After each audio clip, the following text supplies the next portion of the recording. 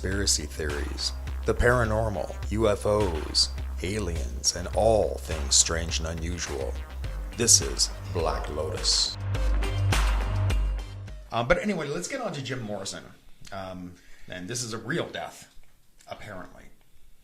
So, on September 20th in 1970, he was arrested for indecent exposure in front of an audience of about, I think it was like 15,000 people at this concert. And what he basically did is he whipped it out and he simulated masturbation, apparently.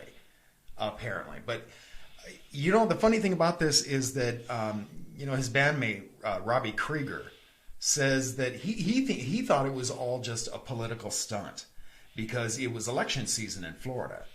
And so they wanted to get in the good graces of like the conservatives in Florida. And so they pressed it on.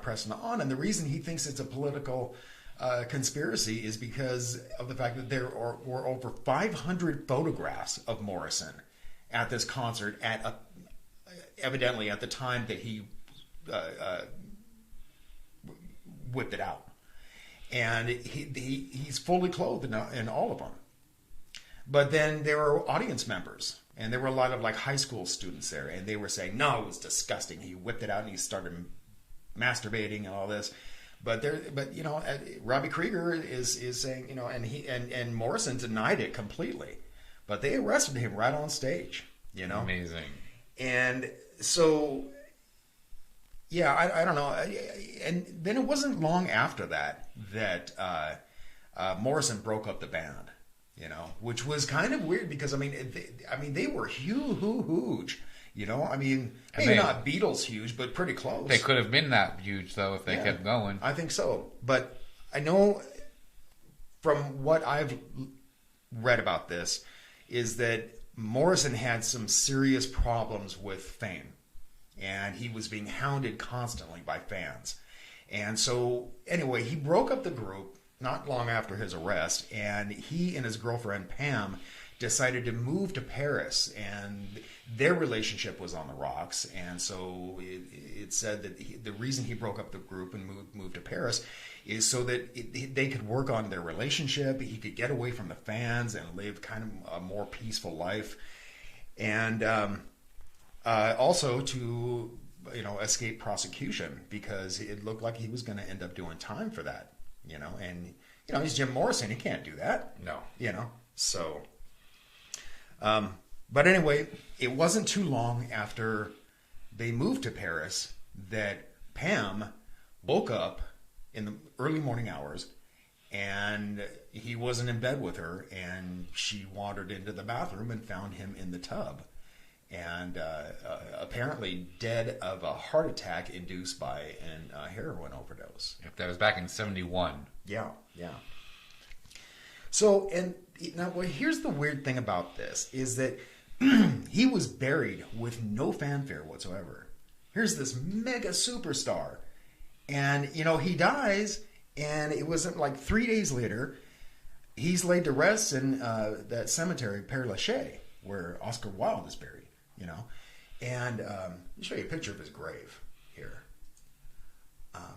But so the weird thing about this is that it was a very, very small funeral. I think it was Pam and an undertaker and basically his manager, and I think that was pretty much it. I mean, now I understand Pam probably didn't want the throngs of fans around the funeral. I get that. But you'd think that this would be huge news, and it really wasn't. Well, you also until after he was buried. You'd also think they would have done an autopsy before. Right. None was ever done. Yeah. And there's a couple of theories out there, and one is that Pam killed him, and another is that Marianne Faithfull, that old flame of Mick Jagger's, that she had a boyfriend at the time, and he sold him some bad heroin, or maybe too much, a heavy dose of it.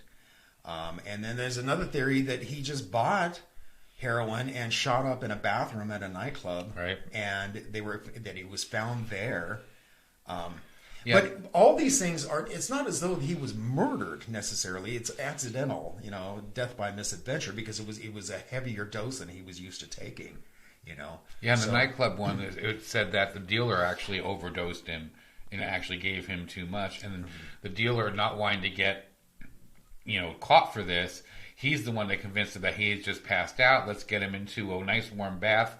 Because warm baths are supposed to, like, rejuvenate someone who's having an overdose of heroin.